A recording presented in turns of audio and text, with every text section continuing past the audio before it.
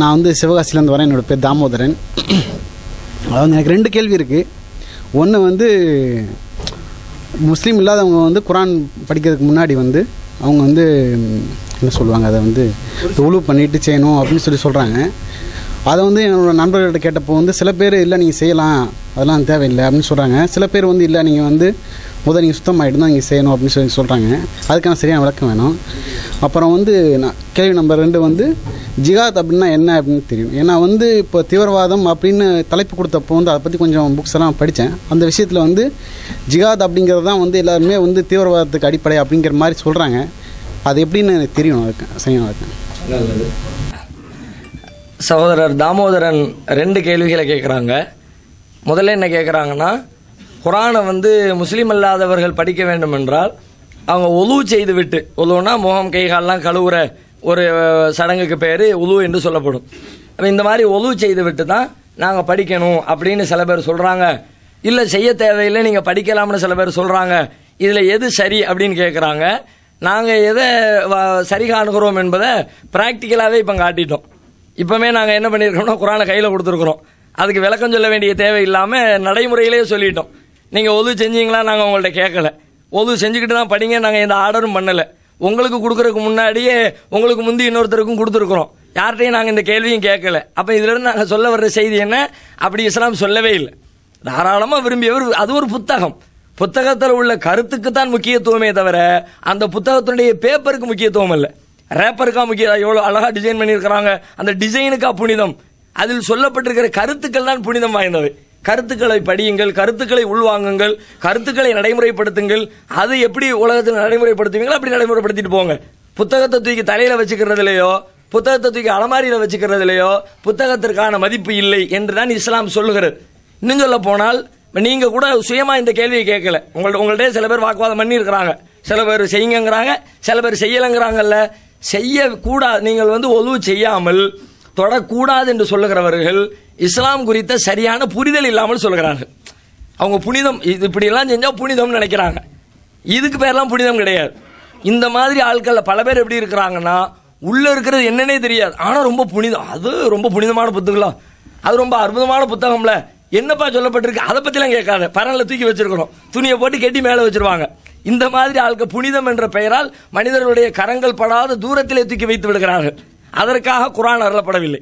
குர்ஆன் அருளப்பட்ட நோக்கமே மனிதர்கள் படிக்க வேண்டும், புரிய வேண்டும், பின்பற்ற வேண்டும் என்பதற்காக. அவங்க அறியாமையினால் சொல்கிறார்கள். நபிகள் நாயகம் அவர்கள் ஒரு கட்டத்திலே கூட நீங்கள் ஒது செய்து விட்டுத்தான் திரு குர்ஆனை படிக்க வேண்டும் என்று எந்த ஒரு கட்டத்திலேயும் வலியுறுத்தவே இல்லை. கூடுதலாக உங்களிடத்தில் யாரு இந்த செய்தியை சொன்னாங்களோ அவங்கள்ட்ட நீங்க ஒரு கேள்வி கேளுங்க. என்ன கேள்வி? குர்ஆன் என்பது இந்த எழுத்து வடிவத்தில் புத்தகமாக வைத்திருக்கிறோமே, இது மட்டுமே குர்ஆன் அல்ல. ஒரு 15 வருஷத்துக்கு பேக்கில் போனீங்கன்னா இது மட்டும்தான் குர்ஆனா இருந்துச்சு. எழுத்து வடிவத்தில் புத்தகமாக பேப்பரில் பிரிண்ட் செய்யப்பட்ட அதுதான் குர்ஆனாக படிக்கப்பட்டது, கொடுக்கப்பட்டது. ஆனால் இன்றைக்கு அந்த வடிவம் பல்வேறு மாற்றங்களை பெற்றிருக்கிறது. குறுந்தகடுகளாக மாறி இருக்கிறது. குறுந்தகட்டுக்குள்ள குர்ஆன் வந்துருச்சு, மொபைலுக்குள்ள குர்ஆன் வந்துருச்சு, கம்ப்யூட்டருக்குள்ள குர்ஆன் வந்துருச்சு. இதை சொல்லக்கூடிய பல முஸ்லீம் நண்பர்களே அவங்களுடைய மொபைலுக்குள்ள குர்ஆன் வச்சிருக்கிறாங்க, மொபைலில் எடுத்து படிக்கிறாங்க. அதுக்குள்ள ஓசை வடிவத்தில் கூட சேமித்து வைத்திருக்கிறார்கள், கம்ப்யூட்டரில் சேமித்து வைத்திருக்கிறார்கள். இப்போ குர்ஆனை தொடக்கூட, ஒது செய்யாமல் தொடக்கூடாது என்றால் மொபைலில் குர்ஆனை வச்சிருக்கிறவர் ஒவ்வொரு தடவை ஃபோன் அடிக்கும் போதும் போய் கை காலெல்லாம் கழுவிட்டு வந்து அலோங்கிறாரா? அப்படி சொல்லணும்ல, அவங்களே சொல்றது இல்லை. அப்ப இது புக்குக்கு மட்டும்தான் அப்படின்னு அது என்ன சட்டம்? புத்தக வடிவத்தில் இருந்தால் இந்த சட்டம், டிஜிட்டல் வடிவத்தில் இருந்தால் அந்த சட்டம் கிடையாது அப்படின்னு சொல்றதுக்கு என்ன ஆதாரம் இருக்கிறது? அப்படி ஒரு கேள்வி அவங்களிடத்துல முன் வச்சு பாருங்க. இன்னும் சொல்ல போனால் இந்த புத்தகம் வடிவம் கூட நபிகள் நாயகம் காலத்தில் புத்தக வடிவம் கிடையாது. நபிகள் நாயகம் காலத்தில் வேற வடிவமா இருந்துச்சு. அது ஒட்டகத்தினுடைய எலும்புகளில் எழுதப்பட்டிருந்தது, கற்களில் எழுதப்பட்டிருந்தது, ஒட்டகத்தினுடைய தோலை பதப்படுத்தி, அந்த காலத்தில் மெட்டீரியல் அதானே எழுதுறதுக்கு, அந்த காலத்தில் என்ன மெட்டீரியல் இருந்துச்சோ அந்த மெட்டீரியலில் நபிகள் நாயகம் காலத்தில் எழுதினார்கள். நம்முடைய காலத்தில் எது இருந்ததோ அதிலே எழுதி கொண்டிருக்கிறோம்.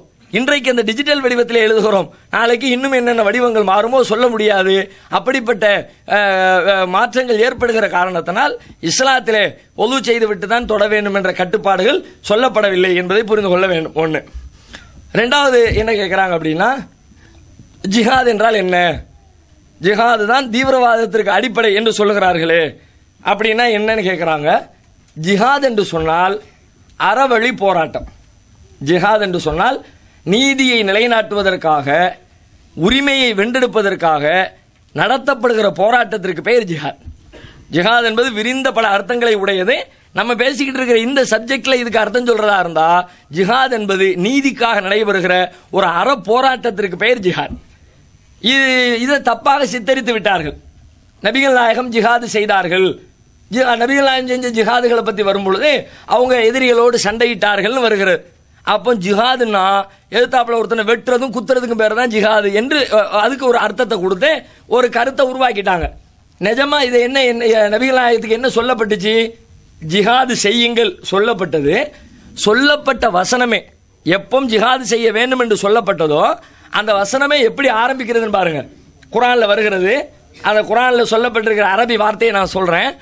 உதினல் இல்லதீன யுகாத்தலூன பி அன்னஹும் ஸுலிமு. அநியாயம் செய்யப்பட்டவர்களுக்கு, இது குர்ஆனுடைய அரபி வாசகத்திற்குரிய தமிழ். அநியாயம் இழைக்கப்பட்டவர்களுக்கு, பாதிக்கப்பட்டவர்களுக்கு எதிர்த்து போர் செய்ய, சண்டையிட அனுமதி வழங்கப்பட்டிருக்கிறது. இதுதான் ஜிஹாத். உங்களுக்கு சமூகத்தில் அநியாயம் பண்ணிட்டாங்க, ஊரை விட்டு விலக்கிட்டாங்க, பல்வேறு நெருக்கடிகளை கொடுத்தாங்க.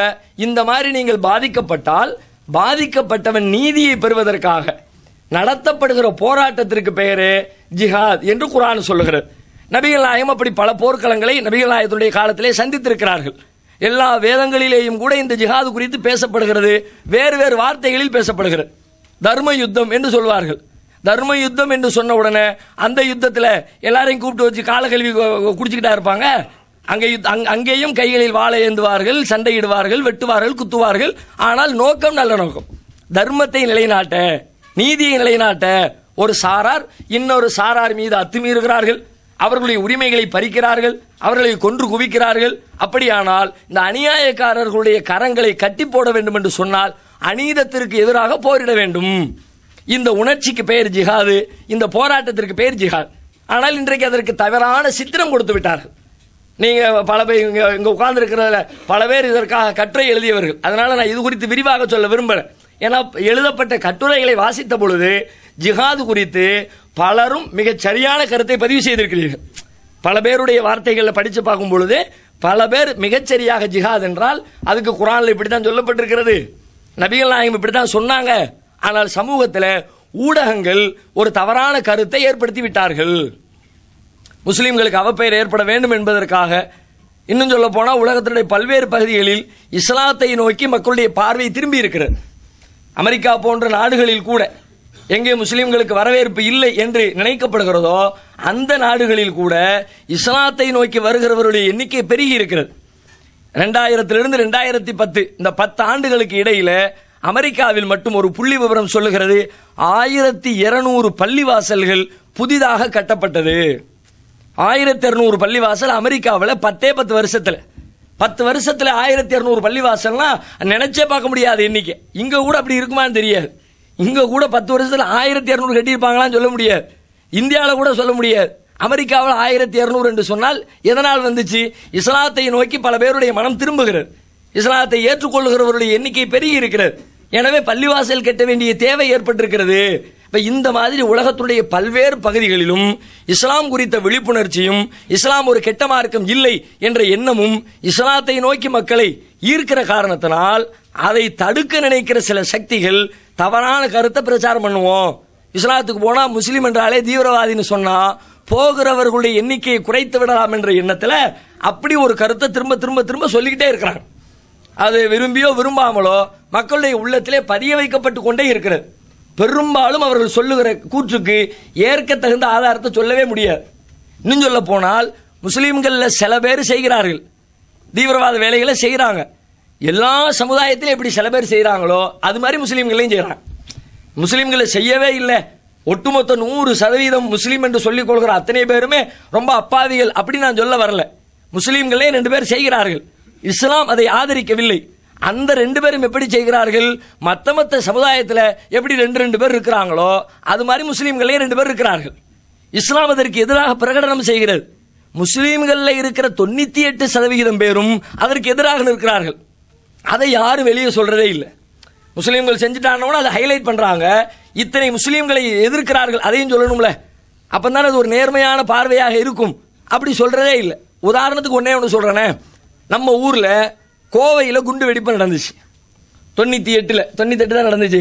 98 கோவை குண்டு வெடிப்பு நடந்தது. பெரிய அளவில் பேசப்பட்டது.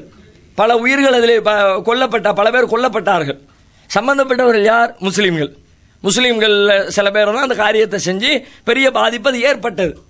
ஏற்பட்ட பிறகு அது எங்க பார்த்தாலும் கோவை குண்டு வெடிப்பு, முஸ்லீம்கள்லாம் கெட்டவர்கள். இன்னைக்கு வரைக்கும் கோயம்புத்தூர்ல முஸ்லீம்கள் தலை தூக்க முடியாத அளவிற்கு அந்த பிரச்சாரத்தை கொண்டு போய் கடுமையான விமர்சனத்தை வச்சுட்டாங்க. இந்த காரியத்திற்கு எதிராக முஸ்லீம்கள் எல்லாருமே இதுக்கு சப்போர்ட்டா இருந்த மாதிரியான ஒரு சித்திரத்தையும் உருவாக்கிட்டாங்க. முஸ்லீம் 2 பேர் செஞ்சது 2 பேர், பின்னாடி இருந்து பேக் போனாக இருந்து வேலை பார்த்தவர்கள் மற்ற அத்தனை பேரும் அப்படின்ற ஒரு கருத்தை உருவாக்கிட்டாங்க. ஆனா உண்மையில் என்ன நடந்துச்சு? நாங்க கடுமையாக எதிர்த்தோம். எல்லா முஸ்லீம்களில் இருக்கிற அத்தனை அமைப்பு தலைவர்களும் அறிக்கை விட்டார்கள். களத்திலே இறங்கி அதற்கு எதிராக குரல் கொடுத்தார்கள். நாங்கள் ஊராக கூட்டம் போட்டோம். இது மாதிரி சில பேர் அறியாமையினால கையில ஆயுதத்தை தூக்குறீங்க, இஸ்லாத்தில் அதற்கு அனுமதி கிடையாது, நீங்கள் வைத்த குண்டுகளால் பல அப்பாவிகள் கொல்லப்பட்டிருக்கிறார்கள், பெண்கள் கொல்லப்பட்டிருக்கிறார்கள், குழந்தைகள் கொல்லப்பட்டிருக்கிறார்கள், இவ்வாறு அநியாயமாக கொள்வதற்கு இஸ்லாத்தில் அனுமதியே கிடையாது, நீங்கள் செய்வதற்கும் இஸ்லாத்திற்கும் சம்பந்தம் கிடையாது என்று சொல்லி அவர்களுக்கு எதிராக ஒரு பிரச்சார இயக்கத்தை நாங்கள் நடத்தினோம். இன்றைக்கு வரைக்கும் நடத்தி கொண்டு இருக்கிறோம். ஆனால் எங்களுடைய கருத்து எந்த மீடியாக்களும் வரவே இல்லை. நிஜமாக தீவிரவாதத்தை ஒழிக்க வேண்டும் என்பது ஊடகங்களின் நோக்கமாக இருந்தால் ஊடகங்கள் என்ன செய்ய வேண்டும்? யாரெல்லாம் அவங்களை எதிர்க்கிறாங்களோ எல்லாத்தையும் ஃபோக்கஸ் பண்ணணும், அவங்கள தனிமைப்படுத்தணும். 4 பேர் தான் இருக்கிறான், அவனுக்கு ஆதரவு கிடையாது, 4 பேரை தனிமைப்படுத்திட்டா அவங்களுக்கு போகக்கூடிய உதவிகள் நின்று போயிடும். அவங்கள நல்லவங்களா நினைக்கிறவங்க கெட்டவங்களா புரிஞ்சுக்குவாங்க. ஒரு ஒட்டுமொத்த சமுதாயமும் இந்த பக்கம் நிற்குது, 2 பேர் தீவிரவாதத்தின் பக்கம் நிற்கிறாங்க. ஆனால் அந்த 2 பேர் செய்கிற காரியம்தான் ஒட்டுமொத்த சமுதாயத்தினுடைய பிரதிபலிப்பு என்பதை போல சொன்னார்கள். நல்ல நீங்க பாருங்க, கோவை குண்டுவெடிப்புக்கு வழக்கு நடக்கிறது. வழக்கை நடத்தியது யார்? ஒரு வழக்கறிஞர் வச்சு தான் வழக்கு நடத்த முடியும். நல்ல வழக்கறிஞரை பிடிச்சா எவ்வளவு பெரிய ஆதாரங்கள் இருந்தாலும் நம்ம நாட்டு செட்டப்ல ஈஸியா வெளியே வந்துடலாம். ஏற்கத்தகுந்த இன்னைக்கே கூட பாருங்க, ஏடிஎம்கே உடைய வழக்கு போய்கொண்டிருக்கிற திசையை நோக்கி பாருங்க, பல்வேறு விதமான கருத்துக்கள் பேசப்படுகிறது. 1000 ஆதாரங்களை வச்சாங்க, அவ்வளவு சாட்சிகளை வச்சாங்க, இத்தனை ஆண்டு காலமா நிரூபிச்சு கடைசியில் ஓகே தான் சொன்னாங்க. அது கூட மாறுகிறது. எப்படி ஆகுமோ தெரியலையே. ஒருவேளை இந்த தனி நீதிமன்றத்தினுடைய போக்கு அவங்களுக்கு சாதகமா இருக்குமா பாதகமா இருக்கும்? 2 வகையிலையும் ஏற்கத்தகுந்த 1000 சான்றுகள் இருந்தாலும் கூட அதையும் விடுவதற்குரிய வாய்ப்பு இருக்கிறது. வாதாடுகிற வழக்கறிஞர் அதற்கு தகுதியானவராக இருக்கணும், சட்டத்துடைய ஓட்டைகளை தெரிஞ்சவராக இருக்கணும். அப்படி இருந்தாருன்னா கையில கத்தி எடுத்து குத்துனாருங்கிறத கண்ணுக்கு கண்ணாக 1000 பேர் பார்த்தாலும் சரி, என்னுடைய கட்சிக்காரர் கத்தியை கண்ணால் கூட கண்டதே இல்லையே அப்படிம்பாரு. அதுக்கு என்ன ஆதாரம்னு கேட்பாரு. சட்டம் எதை பார்க்கும்? நீதிமன்றம் எதை பார்க்கும்? ஆதாரங்களை பார்க்கும். ஆதாரம் இல்லை, தள்ளுபடி செய். எத்தனை வழக்க பார்த்துட்டோம், 1 2 நம்மளே கண்ணுக்கு முன்னாடி பார்த்துருப்போம். ரொம்ப யோகிய மாதிரி மாலையை போட்டு ஜெயிலிருந்து வெளியே வருவார் விடுதலையாகி. அப்ப இந்த மாதிரி இருக்கும் பொழுது மூத்த வழக்கறிஞர்களை நல்ல வழக்கறிஞர்களை பிடிப்பாங்கல்ல. இப்போ கோவை குண்டு வெடிப்பில் சம்பந்தப்பட்டவங்களுக்கு யார் வழக்கை நடத்தியது? வழக்கறிஞர்கள் யார்? அவங்களுக்காக வேண்டி ஒட்டுமொத்த சமுதாயமும் அவங்களுக்கு பின்னாடி இருந்திருந்தால் நாங்கள் எல்லாரும் ஆளுக்கு 2 ரூபா போட்டுருந்தா எத்தனை கோடி வந்துருக்கும்? தமிழ்நாட்டில் இருக்கிற அத்தனை முஸ்லீமும் அந்த குண்டு வெடிப்பை ஆதரிச்சிருந்தா நாங்கள் எல்லாரும் ஆளுக்கு 2 ரூபா போட்டிருந்தா எத்தனை கோடி வந்திருக்கும்? அத்தனை கோடியை வச்சு இந்தியாவில் இருக்கிற சீனியர் லாயரை விலைக்கு வாங்க முடியுமா? முடியாதா? கண்டிப்பாக முடியும். ஆனால் என்ன நடந்துச்சு? அவர்களுக்காக வாதாடுவதற்கு ஒரு வழக்கறிஞர்களை நாங்கள் நியமிக்கவில்லை. கடைசியில் அவர்களுக்கும் அதை வாதாடுவதற்கு உரிய பொருளாதாரம் கையில் இல்லாத காரணத்தினால் அரசாங்க வழக்கறிஞர்கள் தான் அவர்களுடைய வழக்கை எடுத்து நடத்தினார்கள். அரசு வழக்கறிஞர்கள் எடுத்து நடத்தக்கூடிய வழக்கை பொறுத்த வரைக்கும் பெரும்பாலும் ரொம்ப கேர் எடுத்துக்க மாட்டாங்க. சில பேர் நேர்மை, நம்முடைய கேஸ் ஜெயிச்சு காட்டணும் அப்படின்றதுக்காக வேண்டி போராடுகிற வழக்கறிஞர்கள் சில பேர் இருந்தாலும் பெரும்பாலான வழக்கறிஞர்கள் என்ன செய்வாங்கன்னா, என்னத்தை இவனுக்கு ஜெயிச்சு கொடுத்தா மட்டும் கூட 10,000 ரூபாய் கிடைச்சிட போதா, தோத்தா மட்டும் நமக்கு வர வேண்டிய லாபம் வராமல் போயிட போதா, தோத்தாலும் ஜெயிச்சாலும் அரசாங்கம் தர்ற காசு தான் நமக்கு வரப்போகுது. அதனால எப்படி நடந்தா என்ன, நீதிபதி அவர்களை நீங்களே பார்த்து என்ன தீர்ப்பு உண்டோ நல்ல தீர்ப்பா சொல்லுங்கன்னு போயிடுவாங்க. பல நேரங்களில் இப்படித்தான் அரசு வழக்கறிஞர்களுடைய வாதாட்டம் அமைந்திருக்கும். நல்ல யோசிச்சு பாருங்க, நாங்க ஏன் உங்களுக்கு அப்படி ஒரு வழக்கறிஞர் நியமிக்கல? நாங்கள் யாருமே அதை ஆதரிக்கலை. சமுதாயத்தில் ஒருத்தருடைய ஆதரவு உங்களுக்கு கிடைக்கல, ஒட்டுமொத்தமாக நாங்கள் விலகி நின்னோம். நீ செஞ்ச அநியாயத்துக்கு தண்டனை அனுபவி, அப்போ தான் உன்னை பார்த்து 4 பேர் கெட்டு போக மாட்டான். வேணாம்ப்பா மாட்டிக்குவோம், யாரும் நமக்கு ஹெல்ப்புக்கு வரமாட்டாங்க அப்படிங்கிற அச்சம் உங்களுக்கு இருக்கும். எனவே நாங்கள் உங்களுக்கு ஒத்துழைப்பு சல்லி காசு கொடுக்க மாட்டோம் என்று சொல்லி மொத்த சமுதாயமும் விலகி நின்றோம். ஆனால் எப்படி ஊர் உலகத்துக்கு கொண்டு போனாங்க? எல்லாரும் சேர்ந்து அதை ஆதரித்து அதற்காக ஊக்குவித்து பின்னால் இருந்து இயக்கியதை போல சொல்லிவிட்டார்கள். முஸ்லீம்கள்லேயே சில பேர் அதை நம்பிக்கிட்டு இருக்கிறான். செஞ்சாலும் செஞ்சிருப்பான், நம்ம ஆட்கள் அங்கே பேக்ரவுண்டில் இருந்திருப்பான போல இருக்குதுப்பா அப்படின்னு. யாரு சன் டிவியும் ஜெயா டிவியும் பார்க்குற ஆட்கள் தானே, அதை வச்சு முடிவெடுக்கிறவங்களா தானே பல பேர் இருக்கிறாங்க. அப்போ அவங்க சொல்லக்கூடிய கருத்துக்களை தினத்தந்தியும் தினமலரும் எதை சொல்கிறதோ அதுதான் உலகமாக உண்மை என்று நம்புகிற மக்கள் இருக்கிற சமூகத்தில் எப்படிப்பட்ட பொய்களையும் அப்பட்டமான உண்மைகளை போல மக்கள் மன்றத்திலே பதிய வைத்து விட முடியும். அப்படி பதிய வைக்கப்பட்டதுதான் ஜிஹாத் என்பது தீவிரவாதத்தின் அடிப்படை என்று. இஸ்லாம் சொல்லக்கூடிய ஜிஹாது பின்பற்றப்பட்டால் தீவிரவாதம் ஒழியும், தீவிரவாதத்தை இல்லாமலாக்கும். அதற்கு தகுந்தாற் போன்று ஏராளமான சட்டத்திட்டங்களை உருவாக்கித்தான் இஸ்லாம் இந்த ஜிஹாதை உலகத்திற்கு முன்மொழிகிறது. எனவே தவறாக சித்தரிக்கிறார்கள். உண்மை நிலவரம் அதுவல்ல. ஜிஹாத் என்பது நீதிக்காக நடைபெறுகிற அறவழி போராட்டத்தை குறிக்கிற ஒரு சொல்.